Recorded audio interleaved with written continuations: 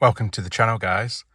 In this video I'm going to show you how to change the various displays on the new Toyota GR Yaris, the 2024 model, otherwise known as the Gen 2 and the Mark 2. I've had a few people ask on comments and other videos how to change certain things on the display.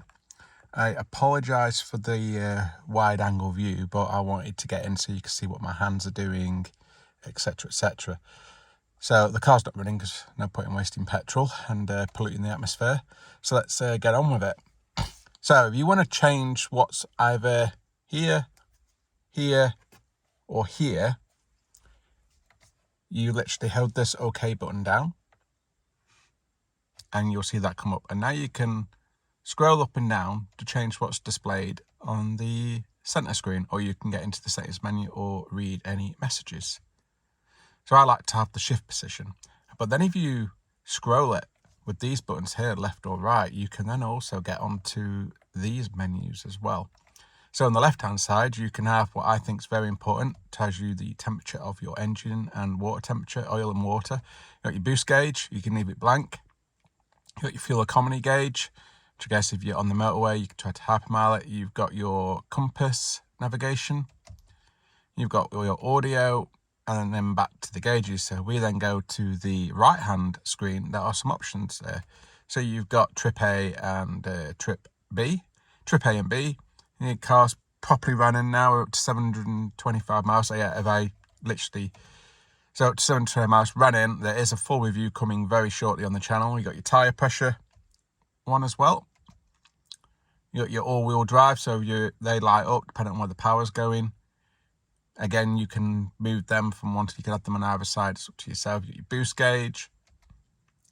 You got your G-force gauge. What I like about this gauge, see if it actually works without the engine running. Yes, it does. So you can see there, if I go in a little bit, zoom in, you can see that's based on my throttle input and brake input. And you can see that one. That's, you know, for the geeks amongst us, which I can be myself. Oh, it takes really hard to get full pressure. Oh, there we are. I had to press that pedal really hard. And then, of course, whilst you're steering, the centre dot is moving left, right, forwards and backwards and measuring your G's. So, obviously, and then we've got blank again. So, yeah, fuel economy, driving support, so like your radar, cruise, your navigation, audio. So what I like to have on this first screen here is my tyre pressures. But now if you press left or right again, I've got a screen there with the turbo boost and the G-force meter set up. And then I've got a screen, oh, it's because it's not running. Then I've got that one there with the average blot and the thing. I do have a point of view drive going up to the channel very shortly, where if you watch the full length of the video, you will see me scrolling through these gauges whilst driving. So yeah, that's how you basically adjust those displays. And I will just show again briefly for those who haven't watched either video I did. If you want to disable stuff like the speed limiter warning, which is this, which bongs when you break the speed limit about 3 times and flashes at you. It's not very annoying, but I understand that some people, so you basically, I'll go back. So you scroll the middle screen down to settings, you press your OK button, and there it is. And it's the RSA, road sign recognition or advanced something. You just press OK on it and you'll see that has now gone off. If you don't want to turn off traction control, which is done by this button here, one press of this puts the car in expert mode. Now let me see if it'll actually do it just by let's just go back to settings again. Let's put this back on. So now the car would be as it is if you just got in it. So I like to have the shift what gear I'm in.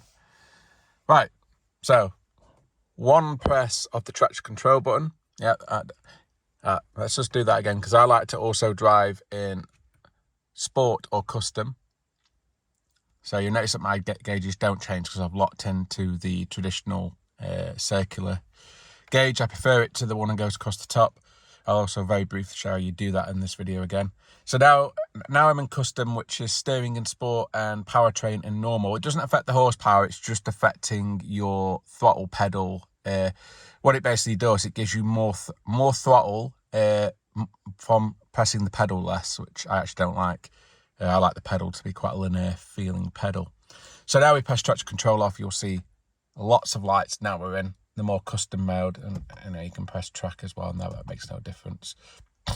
So yeah, so what pressing this button here once does, puts you in expert mode. That turns off the pre-collision support system. It turns off lane assist, but it does leave the speed limiter warning on. So again, if you want to get to that, you hold down OK. There, the menu comes up, you scroll it until you get to settings, you press OK again, and you scroll it to the, and now you've got the speed warning off as well. The rev matching in the Gen 2, the IMT, is a massive improvement on the Gen 1. I actually never used to drive the car with it enabled in the Gen 1. It's not actually coming up on the dash because obviously we're not running at the moment, so yeah. But that would light up as well as a amber light on the dash saying IMT enabled. Brilliant. Very much like the manual rev matching had in the BMW M2. It's absolutely spot on. Big improvement on the Gen 1 car with the IMT. So that's how you adjust your gauges. If you don't want to drive with, also so we've got traction on again. One quick press puts traction in expert mode. I'll turn it off again. But if you hold the button down and count to about 5, and you'll see that expert, it's disappeared. Now traction control is totally off. You get that by holding this button down for about 5 seconds. So you have to hold it down. It will say expert. Wait, and now expert's gone. Now traction's totally off. You are alone in the car. You have no traction control or no stability control. Obviously, this car's very capable, being all-wheel drive, so you don't really need that. But obviously, I would advocate definitely full off for track use only or off-road use. I drive all the time in expert mode, personally, because the car great and I don't, drive beyond my own limits anyway. So that's how you turn off that. That's how you do the road. If you want to drive with traction on, but you still want to turn off lane assist because it just corrupt the steering somewhat, again, you click OK to go into settings, and then you have to hold down OK on LDA, and there you go. Now lane assist is off. If you also want to turn off you have to hold down OK on this, and again, you can turn off that one, and you can see the lights come there. But as I say, for me, what my start procedure is when I get in the new Gen 2 Yaris is I get in, I start the car, boom to custom, IMT on, expert mode enabled, track if it's dry, gravel if it's wet. And that's how I drive. If I'm just driving stately, I will still do custom, IMT, but then I'll leave everything else in normal if I'm just literally like going to the shops and just want to have a nice gentle drive. Keyless entry, which isn't one of my other videos, but again, if you just want to disable it, I think it's vehicle customise, and door control. So you can see I have this disabled. If you press this button here, now keyless entry is enabled. Well, I disable that because the car is more secure. Of course, you can get the key, and I believe if you do a double press of lock fast and then hold down unlock, the car won't unlock and it'll put the key to sleep. Correct me if I'm wrong in the comments, but you can also make the key go to sleep. I also store my keys in a Faraday pouch and in a Faraday box at home. The other security thing is you can put a steering lock across the wheel, which I highly recommend if you're parking anywhere in a public car park. Again, it's a deterrent. They won't stop your car from being stolen, but if there's another GR Yaris 10 miles down the road without a steering lock and with keyless entry enabled, that's going to be far easier for any potential thief to want to steal. So they'll leave yours and go to the next car. If you want to change the sound, enable audio. I'm going to turn it down because I don't want to get copyrighted. The sound system in the new Gen 2, I don't know if it's JBL, but it is an improvement on the Gen 1. Now there is an ability in here somewhere you have to do it in here.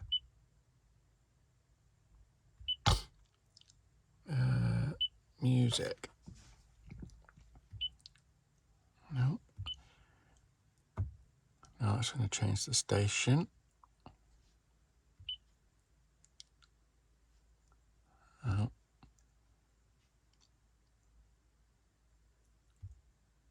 Is it this one maybe? Sound. So yeah, we found it. So when you got anything on, like the radio, etc., you press the 3 dots here and you get sound. This is really important to do because the standard setup isn't very good.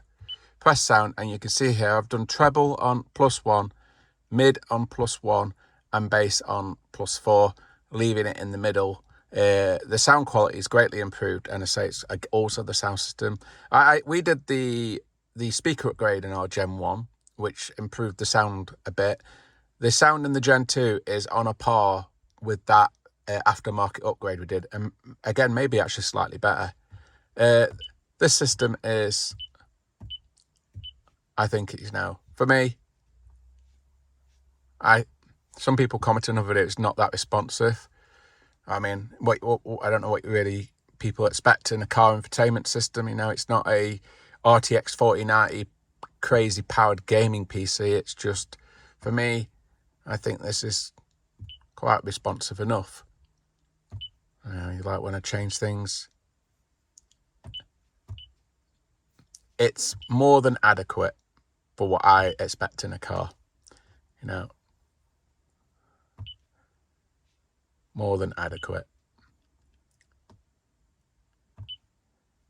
Yeah, you can do all things like the lights, but that's really just showing you how to choose those different menus. I don't think there's anything else on here. I say we're about 750 miles in now. It's a big improvement on the Gen 1. Now, I held my Gen 1 for 3 years.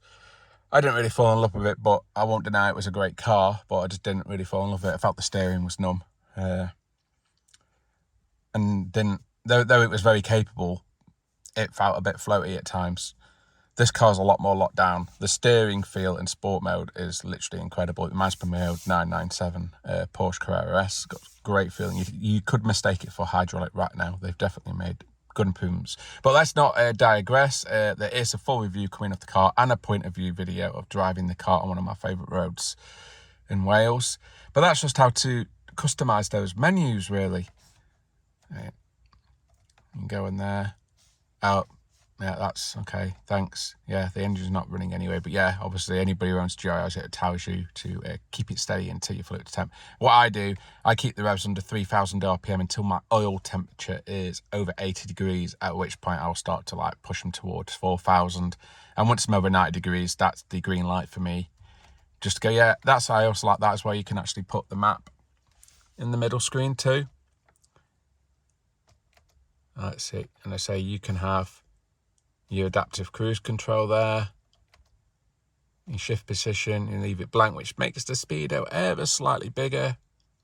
Oh, and for those who, like me, don't like the horizontal but want to drive the car in sport mode or custom mode, I believe if you go into settings, vehicle settings, this is all again by pressing OK button. Go down to vehicle settings, meter settings, my apologies. So go into meter settings, click, hold down OK. And then meter type, and then you can either have it change to drive mode or you can lock it on one. I've got it locked on that one, but if we put it back to the factory default, you can see now. That's we don't want settings there.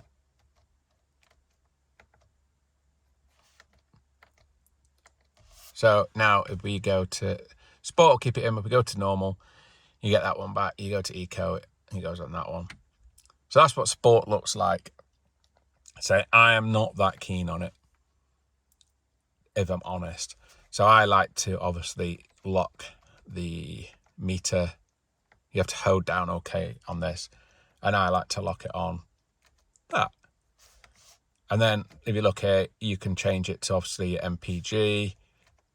You can, there'll probably be somewhere as well where you can, oh, that's cool. So you can do distance and average speed on your trips as well.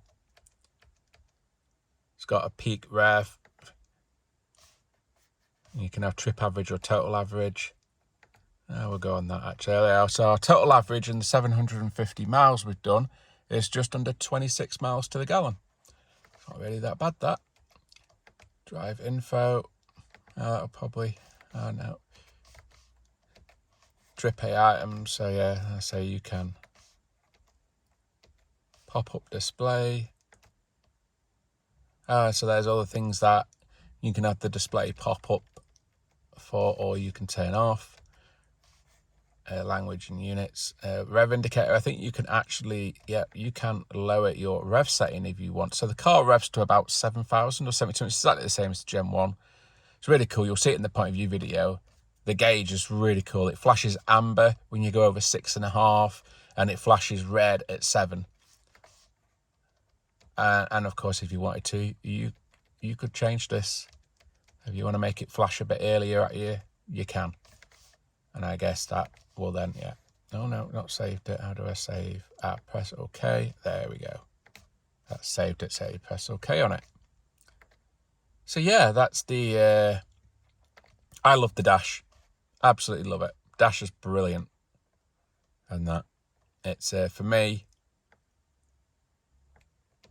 it's a massive improvement on the Gen 1 car. Absolutely massive. Customizability and the clarity of it. If the Gen 1 car had like Aston Martin dials with beautiful analog dials, then I could understand the arguments, but nah, the Gen 1 dials were just cheap and nasty. This is a big improvement. I get the complaints about why this looks like an old game that you could buy as a kid. You know, the thing where you had the push throttle and the little wheel to steer. Yeah, I get that. I also had one of those as a kid, so I can totally relate. But as a driver eccentric focused dash, it's absolutely perfect. Massive step up. The whole car is a big step up. I will go into really finite detail in my review. So, done about 750 miles, probably will be done another about 100 miles by the time I actually do the review, because I've not recorded that yet. So it's going to be very detailed, a very long review. But it will be up on the channel in about a week's time. So I would really appreciate if you can all tune in for that video and give me some likes. And as always, please subscribe to the channel. But I hope that kind of shows everybody how to change the various displays, disable keyless entry, disable the road sign assistance, disable the various safety features. I did hint on it in my last video. No, all of us as enthusiasts are getting in these cars and turning all this stuff off. We never asked for it, yet cars are being filled with it because governments are really pushing manufacturers to do it. It's making the cars heavier, it's making them more expensive, etc., etc. As always, thanks for tuning in and thank you for watching. Bye-bye.